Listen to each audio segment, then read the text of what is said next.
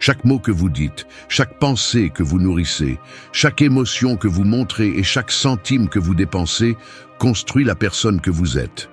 Pas ce que vous dites être, pas ce que vous aimeriez être, mais ce que vous projetez réellement au monde.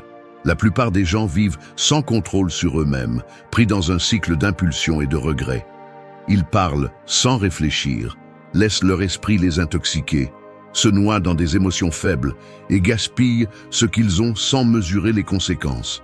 Et quand le monde ne les respecte pas, ils s'indignent, comme si le respect était un cadeau et non quelque chose à gagner.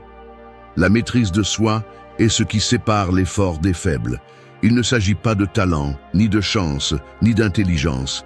Il s'agit de contrôler sa bouche avant de dire quelque chose que l'on regrettera plus tard, de former l'esprit comme un soldat, sans le laisser devenir un ennemi, de dompter les émotions avant qu'elles ne ruinent les relations, les opportunités et les décisions, de gérer l'argent avec stratégie, au lieu de le laisser dicter le cours de la vie. Ici, il n'y a pas de place pour les excuses ou le victimisme. Il ne s'agit pas de se sentir mieux, mais d'être meilleur. Et pour cela, le stoïcisme n'est pas seulement une philosophie, c'est une arme. Il n'est pas fait pour les rêveurs qui espèrent que le monde les traitera bien, mais pour ceux qui sont prêts à s'imposer face à la réalité et à prendre le contrôle. Ce qui suit n'est pas de la théorie, c'est de l'entraînement.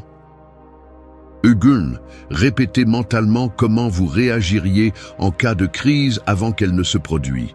Un soldat ne se met pas à aiguiser son épée lorsque l'ennemi est déjà à la porte. Un navigateur n'attend pas que la tempête le frappe pour apprendre à manœuvrer son bateau. Mais dans la vie, la plupart agissent ainsi, improvisant au milieu du chaos, espérant que l'adrénaline leur donne des réponses qu'ils n'ont jamais entraînées. Et ensuite, lorsqu'ils échouent, ils blâment la malchance. Le chaos ne respecte ni les plans ni les humeurs. Il ne demande pas si vous êtes prêt. Il apparaît simplement et balaye tout ce qui n'est pas solide. Et lorsque cela se produit, la différence entre quelqu'un de fort et quelqu'un de fragile est la préparation mentale. Il ne s'agit pas d'optimisme, ni de croire que tout passera. Il s'agit d'anticiper et d'entraîner l'esprit pour que, lorsque le feu arrive, la réaction ne soit pas la panique, mais la stratégie. La philosophie stoïcienne le rend clair. N'attendez pas que la vie soit facile. Ne supposez pas que tout ira bien. Au lieu de cela, répétez mentalement les scénarios qui pourraient se déstabiliser. Pensez aux insultes que vous pourriez recevoir, à la trahison de quelqu'un de proche, à l'échec d'un projet dans lequel vous avez mis tout votre effort. Imaginez que cela se produit, ressentez-le dans votre esprit et décidez, avant que cela n'arrive, comment vous allez réagir. Ne laissez pas la surprise dicter votre comportement. Si le coup arrive et que vous êtes prêt, c'est vous qui le contrôlerez, pas l'inverse. Les faibles attendent que la crise les frappe pour voir comment ils réagissent.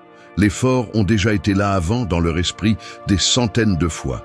Et lorsque la tempête arrive enfin, ils agissent avec le calme d'un chirurgien en pleine opération. Ils ne crient pas, ils ne paniquent pas, ils ne prennent pas de décisions stupides. Ils savent que le contrôle est le pouvoir, et le pouvoir ne s'improvise pas. Il se forme.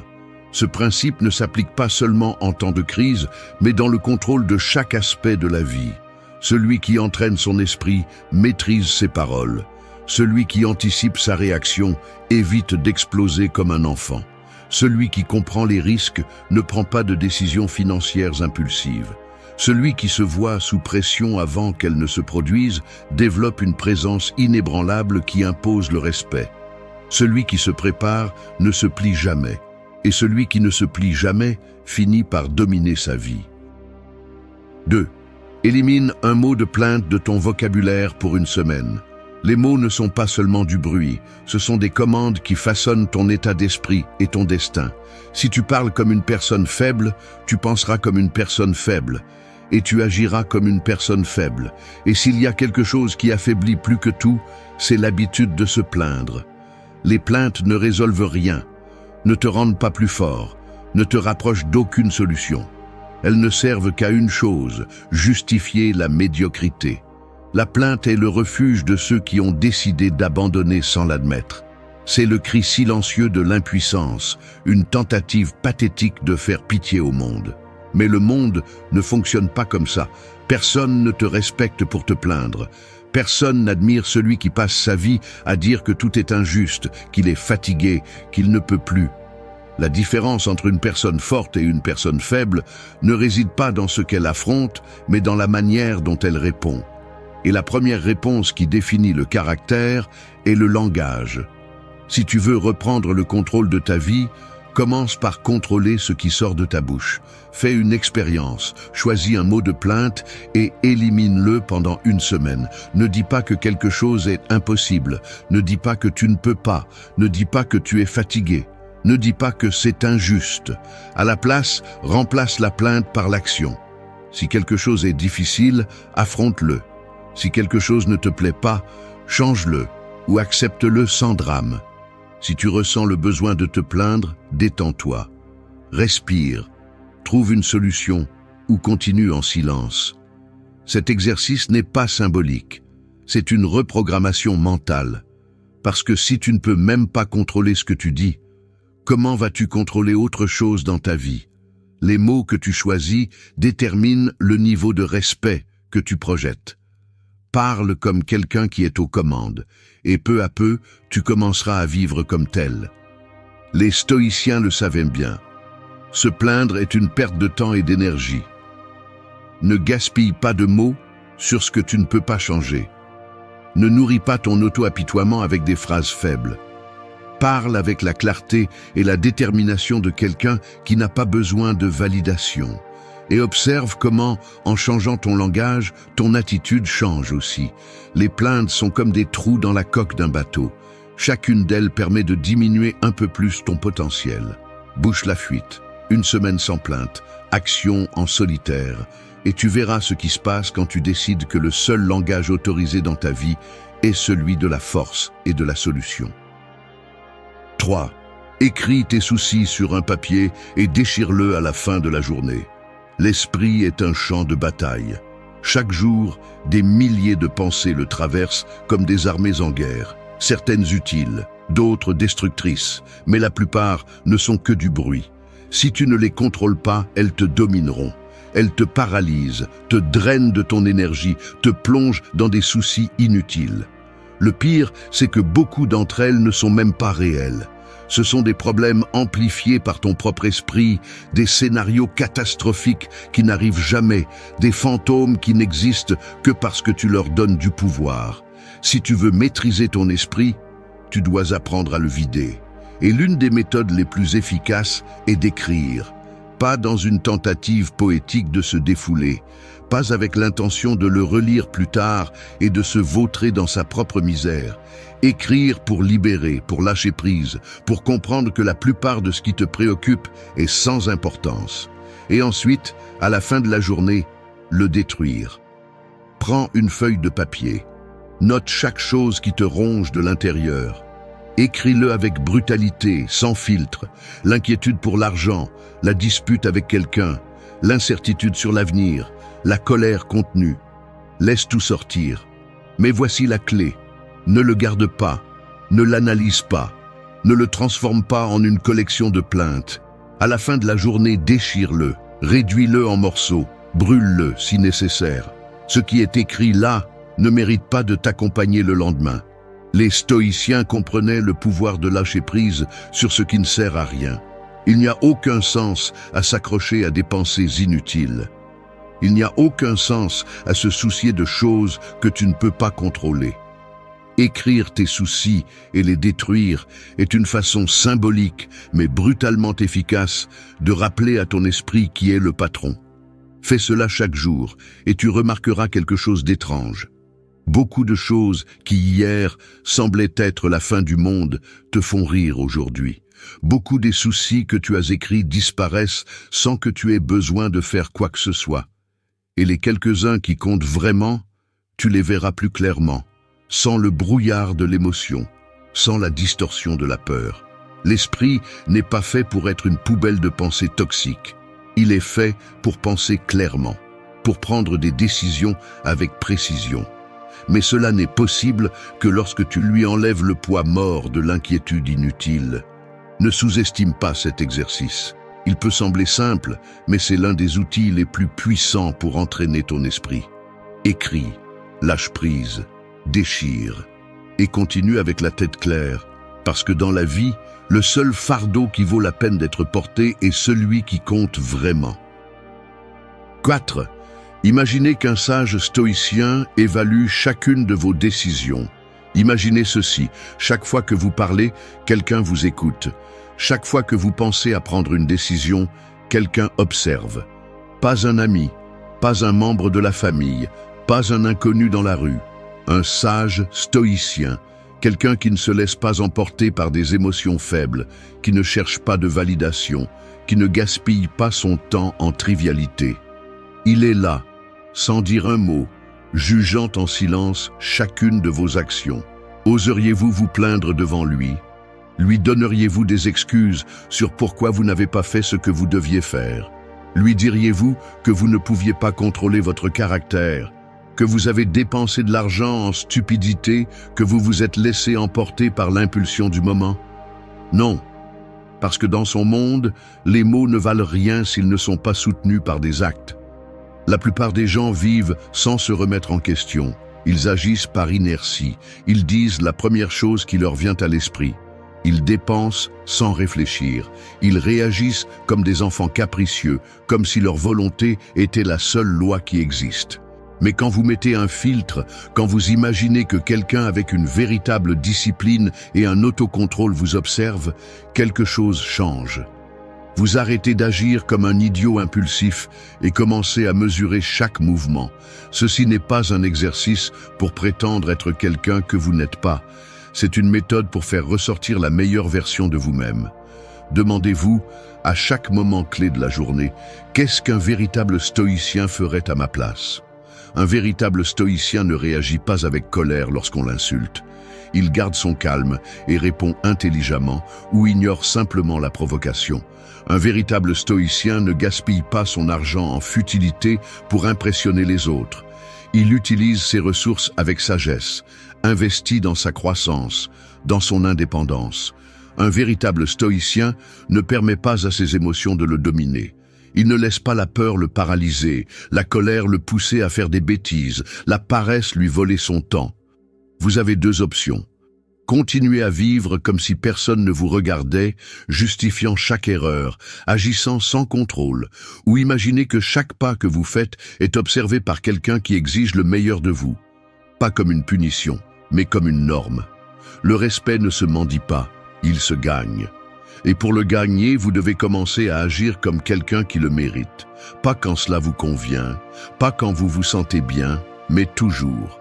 À partir d'aujourd'hui, vivez comme si vous étiez sous le regard d'un sage. Et quand viendra le moment d'évaluer votre vie, assurez-vous que la réponse ne soit pas la honte. 5. En te levant, rappelle-toi que rien ne t'appartient vraiment. Lève-toi, regarde autour de toi, ta maison, tes vêtements, ton argent, même les personnes que tu aimes. Rien de tout cela n'est vraiment à toi. Tout ce que tu as est emprunté au temps, et à tout moment, on peut te le reprendre. C'est la vérité que la plupart préfèrent ignorer, mais plus tôt tu l'accepteras, plus fort tu seras. Le problème de croire que quelque chose t'appartient est que tu deviens faible par peur de le perdre. Tu t'accroches, tu t'obsèdes, et quand tu le perds, parce que tôt ou tard tu le feras, la douleur te déchire. Mais si chaque matin tu te rappelles que rien n'est permanent, tu cesses d'avoir peur. Et quand tu cesses d'avoir peur, tu te libères. Les stoïciens le pratiquaient tous les jours. Memento mori, rappelle-toi que tu vas mourir. Mais pas comme une idée déprimante, mais comme un rappel brutal que chaque possession, chaque relation, chaque moment est temporaire. Tu ne possèdes rien, pas même ton propre corps. Alors, au lieu de t'accrocher, tu apprends à vivre avec gratitude et sans peur. Pense à l'argent. Les gens vivent désespérément pour l'accumuler, pour le protéger, comme si le chiffre sur leur compte en banque définissait leur valeur. Mais l'argent va et vient. Il peut disparaître du jour au lendemain à cause d'une crise, d'un accident, d'une mauvaise décision. Si tu comprends qu'il n'a jamais vraiment été à toi, tu apprends à l'utiliser intelligemment au lieu d'être son esclave. Pense aux relations. Les gens entrent et sortent de ta vie. Certains amis s'éloignent, certains couples se séparent, certains membres de la famille meurent. Si tu t'accroches en croyant qu'ils seront toujours là, le coup sera brutal quand ils partiront. Mais si dès le début, tu acceptes que tout est éphémère, tu cesses de souffrir pour l'inévitable et tu commences à apprécier ce que tu as dans le présent sans peur de l'avenir. Pense à ton corps, à ta santé. Un jour, tu seras vieux, plus faible, plus lent. Peu importe combien d'entraînements tu fais, combien de régimes tu suis, le temps continue d'avancer. Cela signifie-t-il que tu dois abandonner? Non. Cela signifie que tu dois profiter de chaque seconde où tu as de la force, de la discipline et de la clarté mentale. Rien ne t'appartient. Tout ce que tu as aujourd'hui peut disparaître demain. As-tu peur? Bien, utilise-le comme carburant. Au lieu de vivre avec la peur de perdre, vis avec intensité et objectif. Utilise l'argent pour des choses qui comptent vraiment. Aime les gens sans t'obséder à les retenir. Entraîne ton corps parce que tu le peux, non pas parce que tu crois qu'il sera toujours le même. Si tu comprends cela, le monde ne pourra plus te contrôler. Et celui qui n'est contrôlé par rien est véritablement libre. 6. Fais une tâche désagréable comme si tu étais un moine accomplissant un rituel. La plupart des gens font le strict minimum pour éviter l'inconfort. Ils fuient les désagréments, repoussent ce qui est difficile, se plaignent à la moindre effort. Mais ce qu'ils ne comprennent pas, c'est que la discipline ne naît pas du désir, mais de la maîtrise. Et la maîtrise se forge dans la friction, dans la répétition, dans la capacité à faire ce qui doit être fait, qu'on se sente bien ou non. C'est là qu'intervient la mentalité stoïcienne. Transforme l'agréable en une pratique de contrôle, en un test de caractère. Au lieu de voir les tâches désagréables comme une punition, transforme-les en un entraînement, en un rituel qui façonne ta force mentale. Pense à un moine. Il ne se lève pas à l'aube parce qu'il en a envie, il ne médite pas pendant des heures parce qu'il aime ça, il ne jeûne pas parce qu'il aime avoir faim. Il le fait parce qu'il comprend que chacune de ses actions fait partie d'un processus plus grand. Un rite qui renforce son esprit et le distance des impulsions faibles du corps et de l'esprit. C'est ainsi que tu dois affronter chaque tâche désagréable dans ta vie. Tu dois te lever tôt. Ne le fais pas en te plaignant, fais-le avec un but, comme si c'était un rituel sacré. Ouvre les yeux, lève-toi sans hésiter, sens le contrôle absolu sur ton corps et ton esprit. Tu dois faire de l'exercice quand tu n'en as pas envie. Ne pense pas à savoir si tu aimes ça ou non. Pense que chaque répétition, chaque goutte de sueur est un test de ta autodiscipline. Comme un moine en formation, chaque effort est une offrande à la maîtrise de soi. Tu dois travailler sur quelque chose de fastidieux. Ne le fais pas comme une victime qui traîne les pieds. Fais-le avec la présence de quelqu'un qui comprend que chaque action compte. Que chaque tâche, aussi insignifiante soit-elle, fait partie d'un système de contrôle de soi. Les faibles voient les tâches désagréables comme des punitions. Les forts les voient comme des entraînements. Et voici le secret. Si tu adoptes cette mentalité, ce qui semblait insupportable devient normal. Mieux encore, cela devient une source de fierté. Parce que tandis que les autres évitent la difficulté, tu l'affrontes avec le calme et la détermination d'un guerrier entraîné. Cette méthode n'est pas symbolique, elle est pratique. Chaque fois que tu fais quelque chose de difficile, au lieu de résister, plonge-toi entièrement dedans. Comme si tu étais un moine accomplissant un rite de discipline et de force. Ne pense pas à savoir si c'est agréable ou non. Pense que c'est une opportunité pour te retenir. Les stoïciens comprenaient que le véritable contrôle n'est pas gagné lorsque tout est facile, mais lorsque tu peux regarder la difficulté dans les yeux et faire ce qui doit être fait sans hésiter. Alors, la prochaine fois que tu seras confronté à une tâche désagréable, ne fuis pas, ne te plains pas. Assumez avec la mentalité de quelqu'un qui ne se plie pas à l'inconfort. Fais de chaque effort un rituel. Et quand les autres chercheront des excuses, tu seras trop occupé à renforcer ton caractère. 7. Fais comme si aujourd'hui était ton dernier jour de vie et observe comment tes décisions changent. Chaque jour qui passe est un jour de moins sur l'horloge de la vie. Il n'y a pas de deuxième chance, pas de rediffusion, pas de garantie sur le temps qu'il reste. Pourtant, la plupart agissent comme s'ils étaient immortels, comme s'il y avait toujours un lendemain pour faire ce qui compte vraiment. Ils continuent à repousser les décisions, à accumuler des regrets et à perdre du temps en futilité sans sens. Les stoïciens l'ont mieux compris que quiconque. Memento mori, souviens-toi que tu vas mourir. Non pas comme une pensée dépressive, mais comme l'outil le plus puissant pour prendre le contrôle de sa vie. Rien ne renforce plus l'esprit que d'accepter la réalité de la mort et de l'utiliser comme carburant. Car lorsque la mort cesse d'être un concept lointain et devient une certitude tangible, toutes les distractions disparaissent. La fierté devient insignifiante, les rancunes perdent de leur poids. La procrastination cesse d'être une option. En vivant avec la conscience que chaque jour peut être le dernier, les excuses sont éliminées. Il n'y a pas de place pour des plaintes absurdes, ni pour des drames sans sens. L'esprit se concentre sur ce qui vaut vraiment la peine, avancer, apprendre, renforcer le caractère, faire ce qu'il faut faire sans attendre un moment parfait. L'urgence de vivre remplace le confort de la paresse. La plupart se noient dans des soucis inutiles, accordant de l'importance à des choses qui n'ajoutent rien.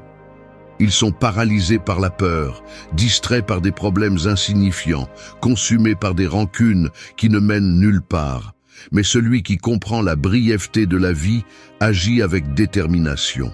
Il ne gaspille pas d'énergie sur ce qu'il ne peut pas contrôler. Il ne se laisse pas emporter par des émotions faibles. Il ne gaspille pas d'opportunités. Vivre avec l'idée que ce pourrait être le dernier jour transforme chaque décision. On cesse d'attendre l'approbation des autres. On cesse d'avoir peur de l'échec. On abandonne le désir de se conformer à des normes vides. La vie est vécue avec intensité, avec direction, avec un but. Memento mori n'est pas seulement une phrase, c'est un principe qui filtre ce qui est inutile et renforce ce qui compte.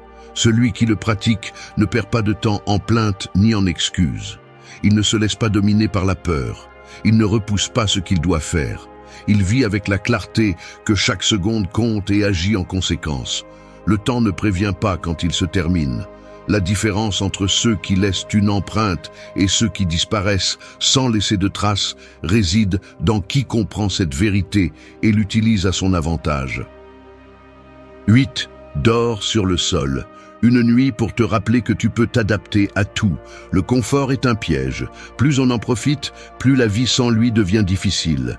Le confort ramollit le corps, affaiblit l'esprit et érode le caractère. Celui qui n'a connu que la chaleur d'un lit et la sécurité d'une routine sans surprise devient esclave de la peur de l'inconfort.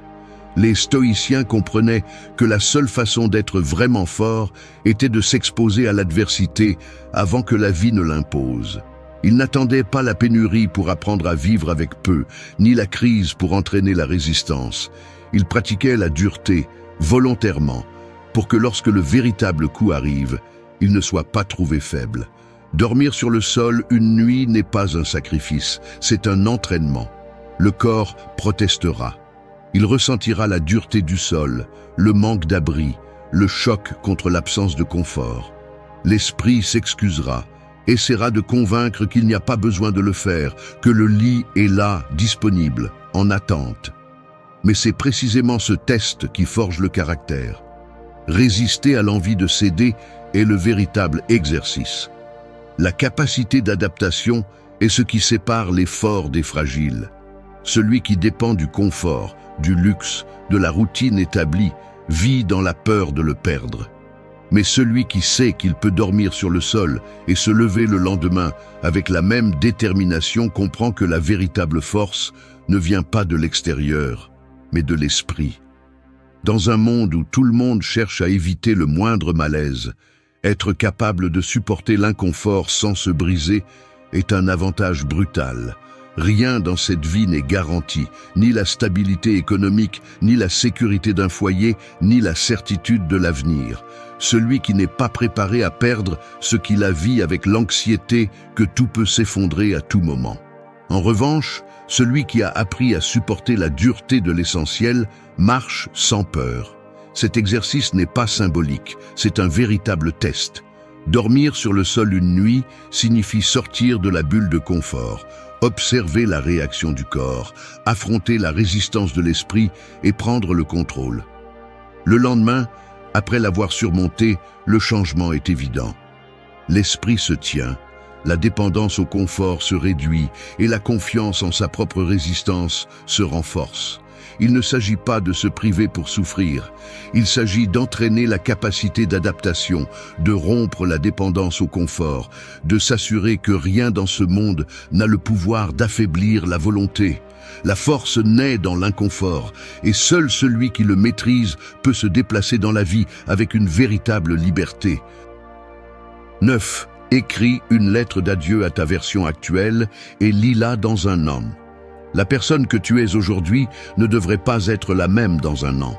Rester le même signifie que tu as stagné, que tu as gaspillé 365 jours en excuses et en manque d'action. L'évolution n'est pas optionnelle. Soit tu avances, soit tu restes en arrière, regardant comment les autres prennent le contrôle pendant que tu restes coincé dans les mêmes cycles de toujours. Écrire une lettre d'adieu à ta version actuelle n'est pas un simple exercice de réflexion. C'est un acte de clôture, une coupure définitive avec la médiocrité, avec les habitudes faibles, avec les routines qui te maintiennent au même endroit. Ce n'est pas un message de nostalgie, mais un adieu sans remords. Prends du papier et un crayon. Écris avec brutalité, sans filtre. Reconnais tes faiblesses. Identifie les excuses que tu as utilisées pour justifier ton manque de discipline. Souligne les erreurs que tu as répétées encore et encore. Ne sucre pas les choses. Sois impitoyable avec la version de toi qui aujourd'hui n'est pas à la hauteur. Il ne s'agit pas seulement de ce que tu laisses derrière toi, mais de ce que tu espères voir à l'avenir. Définis qui tu dois être dans un an. Plus fort, plus sage, plus discipliné. Avec de meilleures décisions, avec un contrôle absolu sur ton esprit, ton corps, ton argent. N'écris pas de promesses vides, écris des engagements fermes. Ne rédige pas des souhaits, décris des faits comme s'ils étaient déjà accomplis. Garde la lettre, ne la lis pas avant le temps. Laisse-la dans un endroit où tu ne la verras pas tous les jours, où elle ne deviendra pas un simple rappel sans poids. Un an plus tard, ouvre-la et fais face à la vérité. Là seront les mots que tu as écrits, attendant une réponse claire. As-tu fait ce que tu as dit que tu ferais, ou es-tu toujours le même? Il n'y a rien de plus humiliant que de réaliser que le temps a passé et que tout est resté le même. Il n'y a pas de pire défaite que de constater que les promesses faites à soi-même n'étaient que des mots vides. Mais il n'y a pas non plus de plus grande satisfaction que de lire cette lettre et de voir que tu as tenu, que tu as dépassé qui tu étais, que tu as laissé derrière toi ce qui devait rester dans le passé. Les changements réels ne se produisent pas dans l'esprit, ils se produisent dans les actions quotidiennes. La lettre n'est pas magique, elle ne change rien par elle-même. Ce n'est qu'un miroir qui montre ce que tu étais et ce que tu aurais pu être. La différence est marquée par celui qui ose écrire sans pitié et surtout par celui qui a le courage de faire face à sa propre vérité un an plus tard. Il n'y a aucune raison de rester la même personne. Il n'y a aucune excuse pour arriver à l'avenir avec les mêmes limitations du passé. La transformation est une décision et cette décision commence maintenant. 10. Dépensez de l'argent dans ce que vous ne pouvez ni voir ni toucher. L'argent peut être une arme ou une chaîne. Entre de mauvaises mains, il devient une ancre qui vous enfonce plus profondément dans la médiocrité. Entre les bonnes mains, il se transforme en un outil de pouvoir. La différence ne réside pas dans combien vous gagnez, mais dans la façon dont vous l'utilisez. La plupart des gens reçoivent leur salaire et le dépensent avant même d'avoir eu la chance de le faire travailler à leur avantage. Ils poursuivent l'immédiat, achètent des objets qui seront oubliés dans un coin dans quelques mois, utilisent l'argent comme un pansement émotionnel. Le monde a programmé les gens pour dépenser sans réfléchir. La publicité ne vend pas des produits, elle vend des illusions. La société ne récompense pas l'intelligence financière, elle récompense l'apparence de la richesse. Les réseaux sociaux ont transformé l'ostentation en sport. Et le résultat est que les gens poursuivent des symboles de succès au lieu de construire un véritable succès. Peu importe combien d'argent passe entre leurs mains, ils finiront toujours de la même façon, pris dans le cycle de gagner et de dépenser sans but. Mais l'argent bien dirigé a le pouvoir de changer une vie. Il ne s'agit pas de l'accumuler de manière obsessionnelle, ni de vivre dans la peur de le dépenser. Il s'agit de l'utiliser dans ce que l'on ne peut ni voir ni toucher, dans ce qui ne disparaît pas avec le temps, dans ce qui construit une version de vous-même plus forte, plus capable et plus libre. Dépensez dans la connaissance. Un livre, un cours, un mentorat. Il n'y a pas d'investissement plus puissant que celui que l'on fait dans l'esprit. La différence entre quelqu'un qui avance et quelqu'un qui stagne réside presque toujours dans ce qu'ils savent. Alors que certains dépensent dans des plaisirs éphémères, d'autres investissent dans des informations qui leur ouvriront plus de portes à l'avenir. Dépensez dans les expériences. Quelque chose qui défie votre esprit et votre corps. Quelque chose qui vous sort de la routine. Les objets perdent de la valeur avec le temps, mais une expérience bien choisie peut redéfinir qui vous êtes. Un voyage, une compétition, un défi personnel, n'importe quoi qui vous fait sortir de votre bulle. Dépensez dans votre avenir, investissez dans ce qui vous donnera plus d'options, plus de liberté. Apprenez à faire travailler l'argent pour vous, au lieu de passer toute votre vie à travailler pour lui. La plupart des gens restent pris dans le cycle de survie mois après mois, mais ceux qui maîtrisent cela construisent une réalité où ils ne dépendent de personne. Le respect ne se gagne pas avec des biens matériels. Il se gagne avec la capacité de contrôler son propre destin. Celui qui sait gérer son argent intelligemment ne sera jamais un esclave du système. Il ne sera jamais obligé de vendre son temps au plus offrant. Dépensez dans ce que vous ne pouvez ni voir ni toucher, car c'est là que se trouve le véritable pouvoir. La différence entre celui qui a le contrôle sur sa vie et celui qui ne l'a pas réside dans la façon dont il utilise son argent.